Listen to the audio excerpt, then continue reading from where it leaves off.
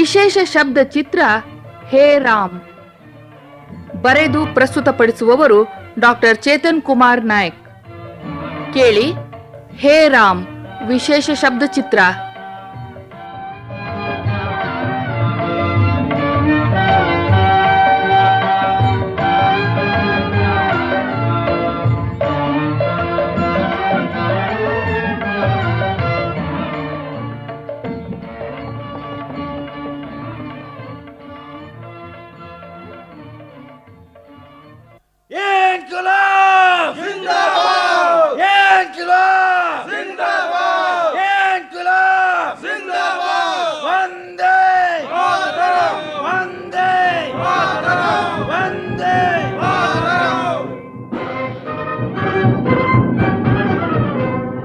कदम कदम बढ़ाए जा, खुशी के गीत गाए जा, ये जिंदगी है कौम की तो कौम पे लुटाए जा। कदम कदम बढ़ाए जा, खुशी के गीत गाए जा, ये जिंदगी है कौम की तो कौम पे लुटाए जा। तू शेर हिंद आगे बढ़, मरने से फिर भी तू न डर, उड़ा के दुश्मनों का सर जो शे वतन बढ़ाए जा। तू शेर हिंद आगे बढ़, मरने से फिर भी तू न डर, उड़ा के दुश्मनों का सर जो शे वतन बढ़ाए जा। कदम कदम बढ़ाए जा, खुशी के गीत गाए। इंकलाब जिंदाबाद, इंकलाब जिंदाबाद, इंकलाब जिंदाबाद, वंदे मातरम, वंदे मातरम,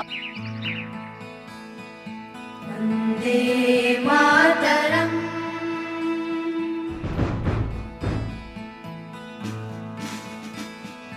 वंदे मातरम।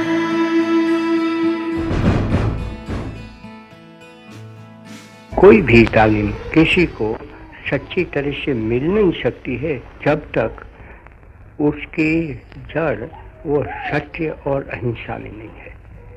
आज भले कोई उस चीज़ को माने या न माने, लेकिन मुझको तो यकीन है कि आदमी कितना भी पढ़े और बड़ा विद्वान बन जाए, जितने शास्त्र माने जाते हैं वो सब शास्त्र का दोहन वो कर ले, भले संस्कृत का अभ्यास करे, अरबी फारसी जो कोई भी विद्या है मानी जाती है, उस विद्या को वो छोड़ते ही नहीं है। यहाँ तक तो उन्होंने कर लिया, लेकिन सच्ची विद्या है वो उन्होंने छोड़ दी। और सच्ची विद्या तो ये एक संस्कृत में कह गया है कि विद्या उसका नाम है कि जिसको पढ़ने से और जिसके मुताबिक आचरण करने से आदमी को मुक्ति मिलती है। तो मुक्ति तो सर्व चीज में से, जितनी मोह की वस्तु है, जितनी लोगों को बंधन में रखने वाली वस्तु है, उसमें से मुक्ति। तो किसी जालिम के हाथ में हम आ गए हैं तो वहाँ से भी मुक्ति। किसी जालिम ने एक लड़की को पकड़ ली है तो वहाँ से वो छूट जाती है तो वो भी मुक्ति। विदेशी राज्य उसमें से मुक्ति पाते हैं तो वो भी मुक्ति। लेकिन सब चीज में संसार की जितनी व्यथा है उसमें से मुक्ति पाना, वो मुक्ति का बयान इसमें दिया है। उसी का नाम विद्या है। वो विद्या धन जिसने पा लिया तो पीछे सब कुछ पाया। लेकिन वो मुक्ति भी कैसे मिलती है वो तो कहना, उससे क्या है। तो उसका पीछे ये कह दिया कि जिसकी जड़ सत्य में और अहिंसा में नहीं है, उससे वो विद्या ही नहीं। वंदे मातरम।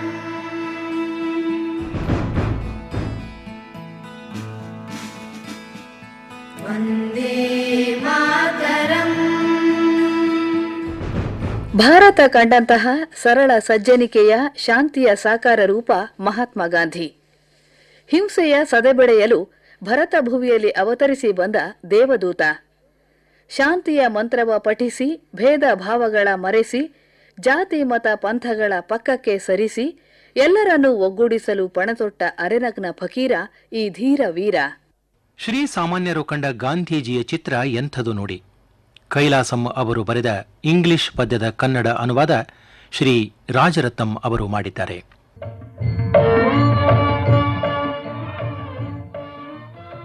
ಒಂದು ಹಿಡಿ ಮೂಳೆ ಚಕ್ಕಳ ಅಷ್ಟೇ. ಅದಕ್ಕೆ ಸುರಿ 3-4 ಚಮಚ ರಕ್ತ ಮಾಂಸ, ಜೊತೆಗಿರಿಸು ಪಾಪವನು ನೆರೆ ತೊರೆದ ಕಡಲಿನಾಳದ ಮನಸ. ನೆರೆ ಬಂದ ಕಡಲಿನೋಲ್ ಪ್ರೇಮವನ್ನು ತುಂಬಿದೆದೆಯ. ಹಚ್ಚು ಮೊರಕಿವಿ 2 ಪಿಳಿಪಿಳಿ ಕಣ್ಣ, ಹಾಲು ಹಸುಳೆಯ ಮಂದಹಾಸವನ್ನು ಲೇಪಿಸದಕ್ಕೆ. ಒಳಗಿರಿಸು ಜೇನ ನಗುವವೋಲ್ ಇನಿಯ ನಾಲಗೆಯ, ಜೊತೆಗೆ ಹಿಮಗಿರಿಯ ಮೀರಿಸಿ ನಿಮಿರ್ದ ಹಿರಿಯಾತ್ಮವ. ಪೂರಣಮೋ ಸೋಯಾಬೀನ್ಸ್, ಖರ್ಜೂರ, ಮೇಕೆ ಹಾಲು. ಮೇಲಿನಂಚಿನವರೆಗೂ ದುಃಖಿಗಳ ಕಣ್ಣೀರು ತುಂಬಿ ಪಕ್ವ ಮಾಡಿ ಇದನ್ನು ಸೆರೆಮನೆಯಳೊಂದಿನಿತು ವರುಷ. ಹೊರಗೆ ತೆಗೆ ಪರೆಯ ಪರಿವಾರದಿಂ ಗಮಗಮಿಸಗೊಳಿಸಿ, ಚಿಂದಿಯಲಿ ಸುತ್ತಿ ಸೆಳೆಬೊಂಬಿನ ಅಲಂಬನವನಿತ್ತು ಬಡಿಸು ತಾ. ಅವನೇ ಕಾಣ್ ಲೋಕತಾರಕ ನಮ್ಮ ಬಾಪು.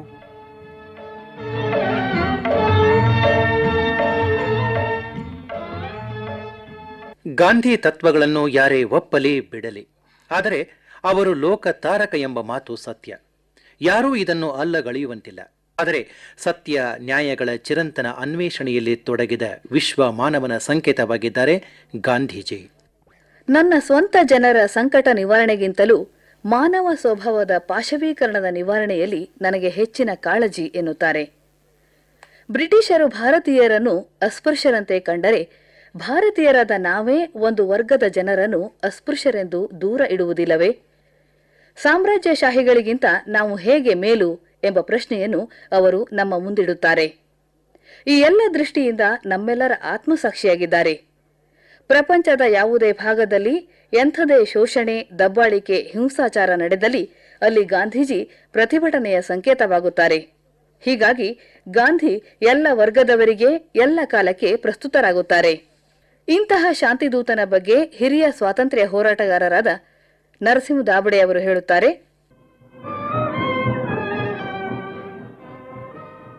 ನಾನು ತೀರ ಚಿಕ್ಕವನಿದ್ದಾಗಿನಿಂದ ಗಾಂಧೀಜಿಯವರ ಬಗ್ಗೆ ಕೇಳುತ್ತಲಿದ್ದೆ ಮತ್ತು ಅವರ ಬಗ್ಗೆ ತುಂಬ ವಿಶ್ವಾಸ ನನಗೆ ಭಾಳವಾಗಿ ಇತ್ತು.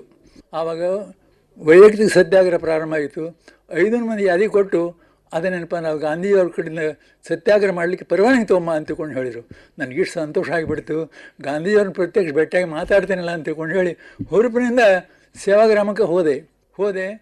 ಅಲ್ಲಿ ಮಹಾದೇವ ದೇಸಾಯಿ ಅಂತ ತಿಳ್ಕೊಂಡು ಹೇಳಿ ಅವರ ಆಪ್ತ ಕಾರ್ಯದರ್ಶಿಗಳಿದ್ದರು. ಇಮಿಡಿಯೇಟ್ಲಿ ಆ ಮಗ್ಗಲ್ದಾಗ ಒಂದು ಖೋಲಿತ್ತು, ಆ ಖೋಲೊಳಗೆ ಕರ್ಕೊಂಡು ಹೋದರು.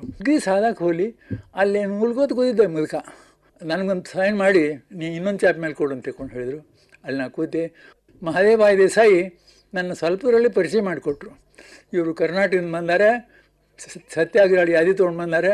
ಮತ್ತೇನಪ್ಪ ಅಂದರೆ ಇವ್ರಿಗೆಲ್ಲ ನಾವು ಒಪ್ಪಿಗೆ ಕೊಟ್ಬಿಟ್ಟೆ. ಈಗ ಅದಕ್ಕೆ ಅವ್ರಿಗೆಲ್ಲ ಹೇಳಿ ಅಂತ ಹೇಳಿ ಗಾಂಧೀಜಿ ಇನ್ನೊಮ್ಮೆ ಹೇಳಿದರು, I am not particular about more members. ಭಾಳ ಮಂದಿ ಆಗ್ಬೇಕಂತ ನನಗೆ ಇಚ್ಛೆ ಇಲ್ಲ. ಚಲೋ ಕ್ವಾಲಿಟಿ ಮಂದಿ ಬೇಕು. ಯಾರು ವಿಧಾಯಕ ಕಾರ್ಯಕ್ರಮ ವಿಶ್ವಾಸ ಇದ್ದಾರೆ ಅಂಥವ್ರನ್ನ ಆರಿಸ್ರಿ ನೀವು ಅಂತ ತಿಳ್ಕೊಂಡು ಹೇಳಿ ನಮಗೆ ಹೇಳಿದರು. ಗಾಂಧೀಜಿ ಅವರು ಒಂದು ಮಾತು ಕೇಳಿದರು. ಚಶ್ಮದಲ್ಲಿ ಹಿಂಗೆ ಹಾಕಿ ನೋಡಿ ನನ್ನ, ಇವು ಸೀಮ್ಸ್ ಟು ಬಿ ಯಂಗ್ ಅಂತ ಹೇಳಿ. ಆವಾಗ 25 ವರ್ಷ ನನಗೆ. ಮುಂದೆ ಏನು ಮಾಡ್ಬೇಕಂತ ಮಾಡಿ ಅಂತಂದರು. ಏನು ಮಾಡ್ಬೇಕಂತ ನಿರ್ಧಾರ ಮಾಡಿಲ್ಲರಿ ನನಗೆ ಹಿರಿಯರ ಜೋಡಿ ಚರ್ಚೆ ಮಾಡಿಕೊಂಡು ನಾನು ಕಾರ್ಯ ಮಾಡಬೇಕು ಅಂತೀನಿ, ಕೆಲಸ ಮಾಡ್ಬೇಕಂತ ಇಚ್ಛೆ ನನಗೆ ಹೆಚ್ಚಾಗಿ ದೇಶ ಸೇವೆ ಮಾಡ್ಬೇಕಂತ ಇಚ್ಛೆ ಅದ ಅಂತ ತಿಳ್ಕೊಂಡು ಹೇಳಿದೆ. ಅಂದವ್ರು ನಾ ಹೇಳ್ದಂಗೆ ಮಾಡ್ತೇನೆ ಅಂದರು. ಅಗ್ರಿ ಡೆಫಿನೆಟ್ಲಿ ಮಾಡ್ತೇನೆ ಅಂತ ಹೇಳಿದೆ. ನೀವು ಹೇಳ್ದಂಗೆ ನಿಶ್ಚಿತ ಮಾಡ್ತೇನೆ ಅಂತ ಹೇಳಿದೆ. ಅಲ್ಲಿಂದ ಅವರು ಒಂದೇ ಮಾತು ಹೇಳಿದ್ರು, are you prepare to dedicate your life to constructive program ಅಂತ ಹೇಳಿ. ಇಡೀ ನನ್ನ ಜೀವನವನ್ನು ವಿಧಾಯಕ ಕಾರ್ಯಕ್ರಮಕ್ಕೆ ಬಲಿ ಕೊಡ್ತೀಯಾ ಅಂತ ತಿಳ್ಕೊಂಡು ಕೇಳಿದ್ರು. ನನ್ನ ಮೈಯೆಲ್ಲ ಬೆವತ್ತು ಹೋತು, ಬಾಯಿನ ಮಾತು ಹೊಣಲಿಲ್ಲ, ಬಾಯಿ ಒಣಗಲಿಕ್ಕೆ ಹತ್ತು. ಅದೇನೇನಪ್ಪ ನಿನಗೆ ವಿಶ್ವಾಸ ಇದ್ದೆ, ನಿನಗೆ ಆಗೋದಿಲ್ಲ ಆಗೋದು ಅಂತ ಹೇಳು, ಇಷ್ಟಾಗ ವಿಚಾರ ಮಾಡ್ತೀನಿ ಅಂದರು. ನಾ ಹೇಳಿದೆ, ನಾನು ಡೆಫಿನೆಟ್ಲಿ ಆಗ್ತದೆ ನನಗೆ. ಆದರೆ ಒಂದೇ ನನ್ನ ಸಮಸ್ಯೆ ಏನಂತಂದರೆ, ಈ ವಿಧಾಯಕ ಕಾರ್ಯಕ್ರಮ ಯಾರು ಮಾಡ್ತಾರೆ ಅವ್ರಿಗೆ ಜೈಲಿಗೆ ಹೋಗ್ಲಿಕ್ಕೆ ನೀವು ಪರವಾನಗಿ ಕೊಡೋದಿಲ್ಲ. ನಾನು ಜೈಲಿಗೆ ಹೋಗ್ಲಿಕ್ಕೆ ಭಾಳ ಆತುರ ಆಗೀನಿ, ಇವತ್ತಂದ್ರೆ ಜೈಲಿಗೆ ಹೋಗಿಲ್ಲ ನಾನು ಅಂತಕೊಂಡು ಹೇಳಿದೆ. ಆಮೇಲೆ ಅವರು ಯಂಗ್ ಮ್ಯಾನ್ ಗೋ ಅಹೆಡ್ ಅಂತ ಹೇಳಿ ನಕ್ಕೋತ ಹೇಳಿದ್ರು, ನೀ ಮಾಡು, ಈಗ ಸತ್ಯಾಗ್ರಹ ಮಾಡು, ಜೈಲಿಗೆ ಹೋಗು, ಆಮೇಲೆ ಮುಗಿದು ಬಂದ ಮೇಲೆ dedicate your life, don't forget ಅಂತ ಹೇಳಿದರು. ಅವ್ರು ಶಿರಸಾಷ್ಟಾಂಗ ನಮಸ್ಕಾರ ಹಾಕಿದೆ. ಮಹಾತ್ಮ ಗಾಂಧಿಯವರು ನನ್ನ ಬೆನ್ನ ಮೇಲೆ ಕೈ ಇಟ್ಟರು.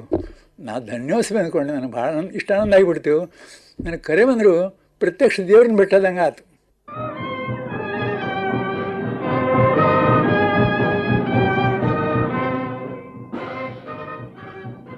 ದೇಶದ ಸ್ವಾತಂತ್ರ್ಯ ಪ್ರಾಪ್ತಿಯ ಜೊತೆಯಲ್ಲೇ ಪ್ರತಿಯೋರ್ವ ಭಾರತೀಯನ ಸರ್ವತೋಮುಖ ಬೆಳವಣಿಗೆಯಾಗಬೇಕೆಂದು ಪ್ರತಿಪಾದಿಸಿದ ಮಹಾತ್ಮ ಗಾಂಧಿ ಆರ್ಥಿಕ, ಸಾಮಾಜಿಕ, ಧಾರ್ಮಿಕ, ರಾಜಕೀಯ ಕ್ಷೇತ್ರಗಳಲ್ಲಿ ಪ್ರಾಯೋಗಿಕವಾಗಿ ಪರಿಶೀಲಿಸದೇ ಇದ್ದ ಅಂಶಗಳೇ ಇಲ್ಲ. ಗ್ರಾಮ ರಾಜ್ಯದ ಕನಸನ್ನು ಹೊತ್ತ ಅದಮ್ಯ ಜೀವ ಗಾಂಧಿ. ಸ್ವಾತಂತ್ರ್ಯೋತ್ತರ ಭಾರತದಲ್ಲಿ ಪಾಶ್ಚಾತ್ಯ ಮಾದರಿಯ ಔದ್ಯೋಗೀಕರಣ ಜೋರಾಗಿ ಸಾಗಿ ಗ್ರಾಮಗಳೆಲ್ಲ ಹಿಂದುಳಿಯುವಂತಾಯಿತು. ನಗರಗಳು ಇನ್ನೂ ಬೆಳೆದು ಜೊತೆಯಲ್ಲೇ ಬಡತನ, ಹಸಿವು, ಅಜ್ಞಾನ, ಅನಾರೋಗ್ಯ, ನಿರಕ್ಷರತೆ ಮುಂತಾದ ಹಲವಾರು ಸಮಸ್ಯೆಗಳು ಬೆಳೆಯುವಂತಾಗಿದೆ. ದೇಶದ ಸರ್ವಾಂಗೀಣ ಪ್ರಗತಿಗೆ ಬಾಪೂಜಿಯ ವಿಚಾರಧಾರೆಯೇ ಸಾಮಯಿಕವಾಗಿದೆಯೇ ಎಂದು ಧೀಮಂತರು, ಮುಖಂಡರು, ರಾಜಕಾರಣಿಗಳು ಯೋಚಿಸುವಂತಾಗಿದೆ. 102ರ ಹೊಸ್ತಿಲಲ್ಲಿರುವ ಉತ್ತರ ಕನ್ನಡ ಜಿಲ್ಲೆಯ ಹಿರಿಯ ಸ್ವಾತಂತ್ರ್ಯ ಹೋರಾಟಗಾರ ಜೋಗಿ ಬೀರಣ್ಣ ನಾಯ್ಕ್ ಈ ಧೀಮಂತ ನಾಯಕನ ಕುರಿತು ಹೇಳಿದ್ದು ಹೀಗೆ.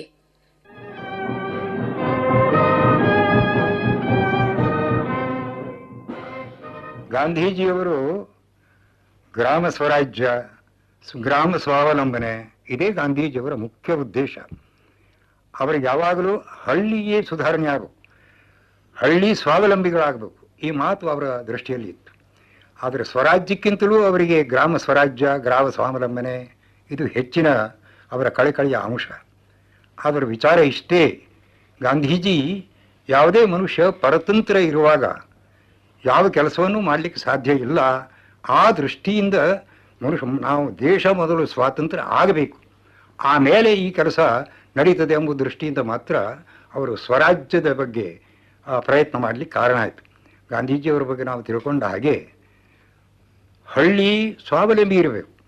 ಹಳ್ಳಿಯಲ್ಲಿ ಇರತಕ್ಕಂಥ ಉದ್ಯೋಗ, ಹಳ್ಳಿಯಲ್ಲಿ ಬೆಳೀತಕ್ಕಂಥ ಬೆಳೆ, ಅದು ಆ ಹಳ್ಳಿಯ ಮನುಷ್ಯನನ್ನು ಇನ್ನೊಬ್ಬರ ಆಶ್ರಯ ಇಲ್ಲದೆ, ಹಂಗಿಲ್ಲದೆ ತಮ್ಮಿಂದ ತಾವೇ ಹಳ್ಳಿ ಜೀವನ ಮಾಡ್ಕೊಳ್ಬೇಕು. ಹಳ್ಳಿಯ ರಸ್ತೆ ಅನ್ರಿ, ಹಳ್ಳಿ ಶಾಲೆ, ಹಳ್ಳಿಯಲ್ಲಿ ಬೇಕಾದಂತಹ ಕುಡಿಯತಕ್ಕಂಥ ನೀರು, ಉಣ್ತಕ್ಕಂಥ ಅನ್ನ, ತೊಡತಕ್ಕಂಥ ಬಟ್ಟೆ, ಈ ಯಾವತ್ತೂ ಸಾಮಗ್ರಿ ಹಳ್ಳಿಯಲ್ಲೇ ಬೆಳೆದುಕೊಂಡು ಹಳ್ಳಿ ಮನುಷ್ಯ ಇನ್ನೊಬ್ಬರ ಅವಲಂಬನೆ ಇಲ್ಲದೆ ಬದುಕುವಂತಹದ್ದು ಒಂದು ಮಾತು ಹಳ್ಳಿಯಲ್ಲಿ ಬಂದರೆ ಪ್ರತಿ ಹಳ್ಳಿ ಸುಧಾರಣೆ ಆಗ್ತಾ ದೇಶ ಸುಧಾರಣೆ ಆಗ್ತದೆ ಅನ್ನೋದಿತ್ತು.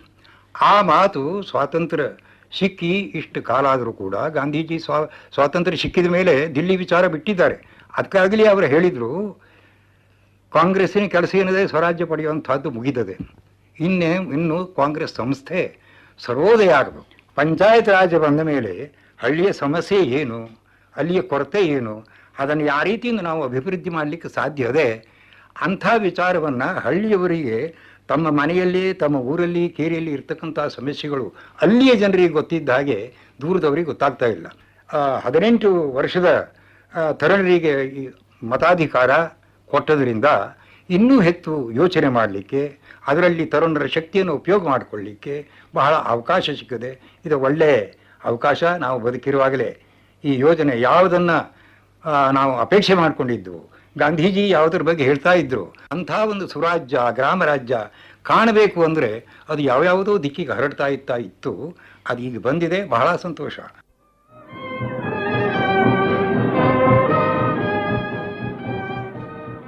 ಬಾಪೂಜಿ ಅಂದು ನುಡಿದದ್ದು, ನಡೆದದ್ದು ಇಂದಿಗೂ ಅಷ್ಟೇ ಜೀವಂತ ಸತ್ಯವಾಗಿದೆ. ಅವರ ಪ್ರತಿಯೊಂದು ಶಬ್ದದಲ್ಲೂ ಜೀವಂತಿಕೆ ಮನೆ ಮಾಡಿಕೊಂಡಿತ್ತು.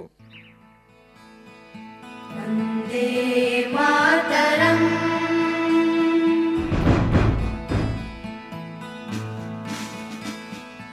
ವಂದೇ ಮಾತರಂ. उसको स्वराज मिल गया, माना, उसको मैं तो स्वराज मानता ही।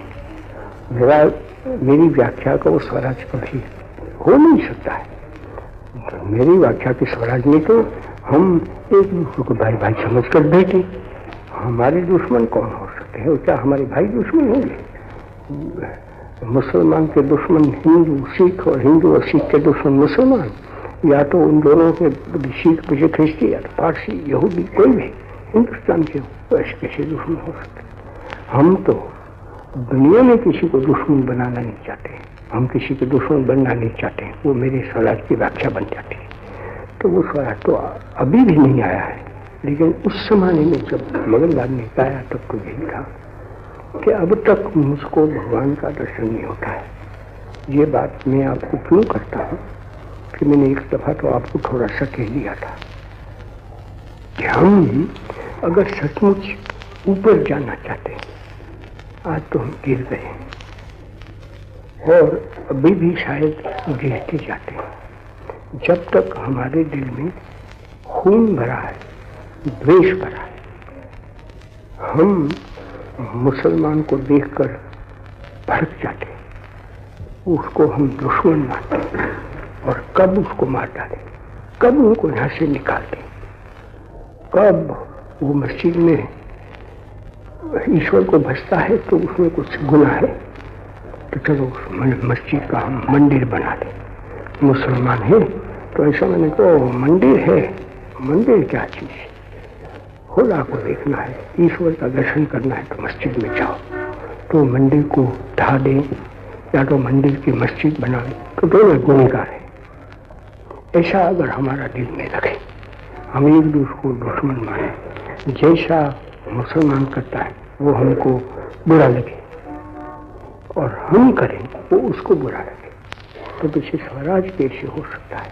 लेकिन आज हम ऐसे बन गए हैं, तो मैंने सोचा कि उसमें से हम इस अंगार में से निकलना चाहते हैं। अगर ईश्वर का राज्य की हम स्थापना इस हिंदुस्तान में करना चाहते हैं, तब मैं आपको कहूँगा कि हमारा प्रथम कार्य ये है कि हम अपने दूसरों को पहाड़ जैसा देखें।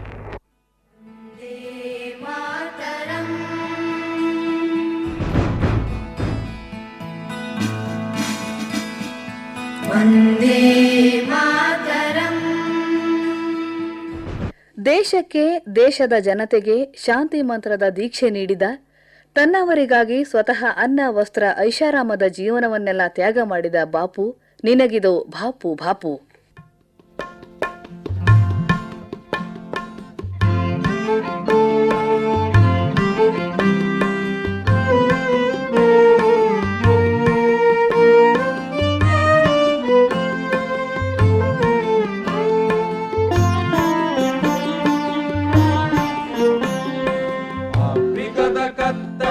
ಬೆಳಕ ಬೀರಿದೆ ನೀನು,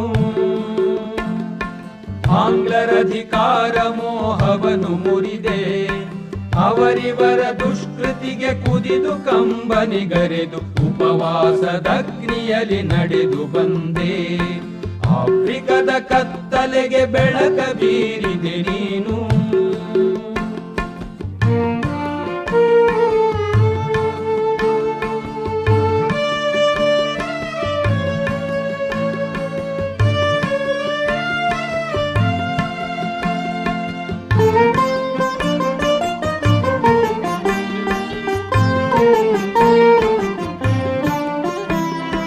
ನೊಂದವರ ತಾಯಾಗಿ ಸೇವೆಯನ್ನು ಸಲ್ಲಿಸಿದೆ, ದೀನರಿಗೆ ನೆರಳಾಗಿ ತಂದೆಯಾದೆ.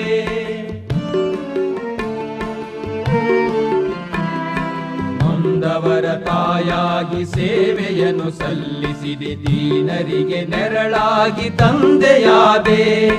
ಕೊಲ್ಲ ಬಂದವನೆದೆಗೆ ಕ್ರಿಸ್ತನೊಲು ಕೈ ಮುಗಿದೆ, ಸಾಕ್ರೆಟಿಸ್ ಮತ್ತೊಮ್ಮೆ ವಿಷವ ಕುಡಿದೆ. ಆಫ್ರಿಕದ ಕತ್ತಲೆಗೆ ಬೆಳಕ ಬೀರಿದೆ ನೀನು.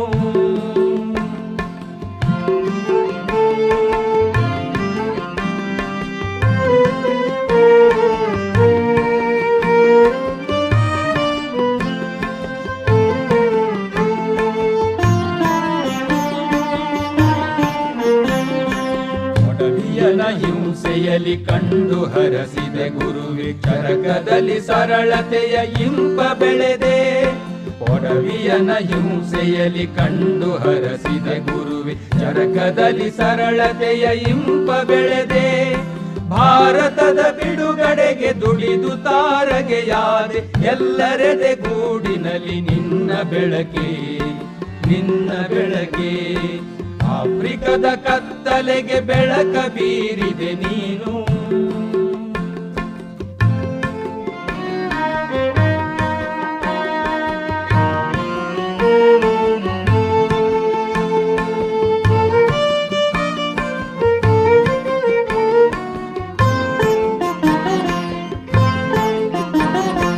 ರಾಮ ಅಲ್ಲ ಎಲ್ಲ ಒಬ್ಬನೇ ಎಂದಲಿದು ನವಕಲಿಯ ನೆತ್ತರಿನ ಕಣ್ಣ ತೊಳೆದು ರಾಮ ಅಲ್ಲ ಎಲ್ಲ ಒಬ್ಬನೇ ಎಂದಲಿದು ನವಕಲಿಯ ನೆತ್ತರಿನ ಕಣ್ಣ ತೊಳೆದು ಸೌಹಾರ್ದ ಸೇತುವಿನ ಶಾಂತಿ ಬಾವುಟದಡಿ ಜೀವಕೋಟಿಗೆ ಕರೆದ ಲೋಕ ಗುರುವೇ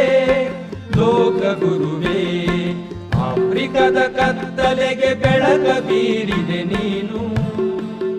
ಈ ಮಹಾತ್ಮನನ್ನು ಕೊಂಡಾಡದವರೇ ಇಲ್ಲ, ಇವರ ಆದರ್ಶವನ್ನು ಮೈಗೂಡಿಸಿಕೊಳ್ಳದವರೇ ಇಲ್ಲ. ದೇಶದ ಸ್ವಾತಂತ್ರ್ಯಕ್ಕಾಗಿ ನಮ್ಮೆಲ್ಲರ ಹಿತಕ್ಕಾಗಿ ತನ್ನನ್ನೇ ಬಲಿಪೀಠಕ್ಕೆ ಅರ್ಪಿಸಿಕೊಂಡ ಈ ಪುಣ್ಯಾತ್ಮನಿಗೆ ನಾವು ಕೊಟ್ಟಿದ್ದೇನು, ಕೊಡುತ್ತಿರುವುದೇನು? ಆತ ಕಂಡ ರಾಮರಾಜ್ಯ ಗ್ರಾಮರಾಜ್ಯದ ಕನಸು ಇಂದಿಗೂ ಪೂರ್ಣ ರೂಪದಲ್ಲಿ ಸಾಕಾರಗೊಂಡಿಲ್ಲ. ಇದನ್ನು ಸಾಕಾರಗೊಳಿಸುವುದು ನಮ್ಮೆಲ್ಲರ ಆದ್ಯ ಕರ್ತವ್ಯ ಅಲ್ಲವೇ? ಅವರಂದು ನುಡಿದದ್ದು ಇಂದಿಗೂ ಸತ್ಯ. ವಂದೇ ಮಾತರಂ.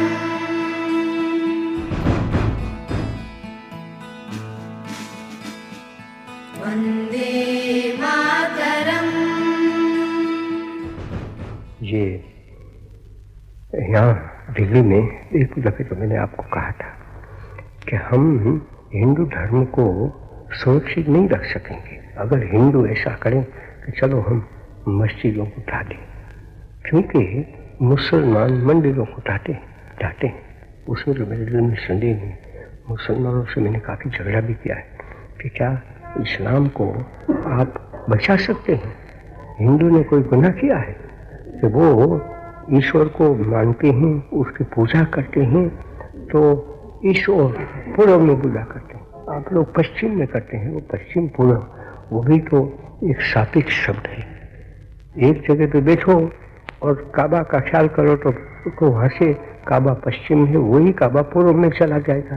अगर उस बगल बैठो तो वही कहें कि यूरोप में लोग रहते हैं तो यूरोप के लोग काबा को कहाँ से पूजेंगे? पश्चिम से पूजेंगे। तो क्या वहाँ भी पूर्व में रहेंगे? नहीं, पूर्व में रहेगा तो पश्चिम में काबा नहीं है। अगर पश्चिम में पूजा करते हैं तो वैसे अमेरिका आ जाता है। ऐसी बात घटना ऐसी है। लेकिन यहाँ तो हम तो पूर्व में रहते हैं ना, पूर्व में रहते हैं इसलिए काबा वहाँ है। तो हमारा तो ऐसा है ना कि अच्छा सूर्य जिस ओर है इस ओर पूजा करो तो हम करते हैं। तो इसलिए कोई हिंदू ने गुनाह किया, या तो मैं जिसमें पूजा करता हूँ उसका नाम मंदिर है और वहाँ मैं मूर्तियाँ रखता हूँ, लेकिन मूर्तियों की पूजा नहीं करता हूँ। मूर्तियों के मार्फत भगवान की मैं पूजा करता हूँ, तो मैं गुनाह करता हूँ क्या? लेकिन मानो एक वक्त कि वो पत्थर है वही मेरा भगवान हो गया है, तो उसमें आपको क्या करना है? और आपको ऐसा कहाँ सिखाया है कि जो मैं पत्थर की पूजा करता हूँ इसलिए आप पत्थर को वहाँ से फेंक ले कहीं भी, या तो पत्थर को पलीट करें या तो मुझको मार डालें। वो इस्लाम नहीं है। इस्लाम उसका तो नाम ही ये है कि शांति का धर्म है। वन्दे मातरम्।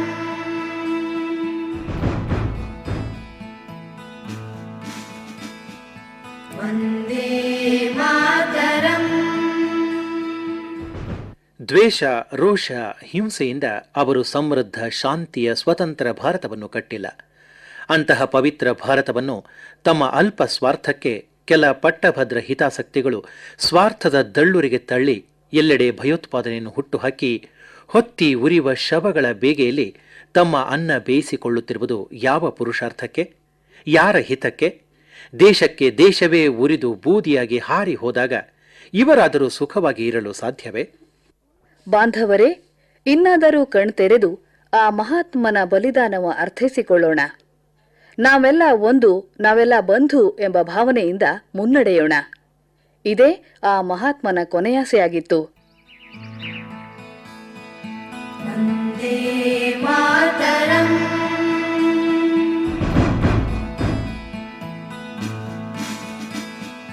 वन्दे मातरम्। हिंदुस्तान को कहा तो वो तो हिंदुस्तान के लिए तो उसकी एक इच्छा, उसका स्वप्न कि हमारा देश तो है, तो ऐसा ಬಾಪು, ನನ್ನನ್ನು ಕ್ಷಮಿಸು. ಹೇ ರಾಮ್, ಹೇ ರಾಮ್. रघुपति राघव राजा राम पतित पावन सीताराम. रघुपति राघव राजा राम पतित पावन सीताराम. रघुपति राघव राजा राम पतित पावन सीताराम. रघुपति राघव राजा राम पतित पावन सीताराम. रघुपति राघव राजा राम पतित पावन सीताराम. रघुपति राघव राजा राम पतित पावन सीताराम. रघुपति राघव राजा राम पतित पावन सीताराम. यदा यदा हि धर्मस्य ग्लानिर्भवति भारत अभ्युत्थानमधर्मस्य तदात्मानं सृजाम्यहं परित्राणाय साधूनां विनाशाय च दुष्कृतां धर्म संस्थापनार्थाय संभवामि युगे युगे.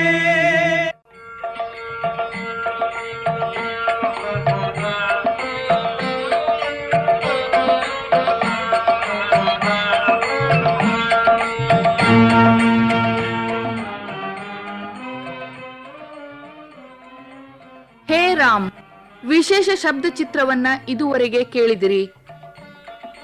ನಿರೂಪಣೆ ಶಶಿಧರ್ ನರೇಂದ್ರ ಹಾಗೂ ಲತಾ ಶಿವಾನಂದ್. ಮೂಡಿಬಂದ ಧ್ವನಿಗಳು ದಿವಾಕರ್ ಹೆಗಡೆ ಹಾಗೂ ಹೇಮಂತ್ ಕುಮಾರ್ ಬೆಳ್ಳಿ. ಈ ಕಾರ್ಯಕ್ರಮದಲ್ಲಿ ಕೆಎಸ್ ನರಸಿಂಹಸ್ವಾಮಿ ಅವರ ಗೀತೆಯನ್ನ ಬಳಸಿಕೊಳ್ಳಲಾಗಿತ್ತು.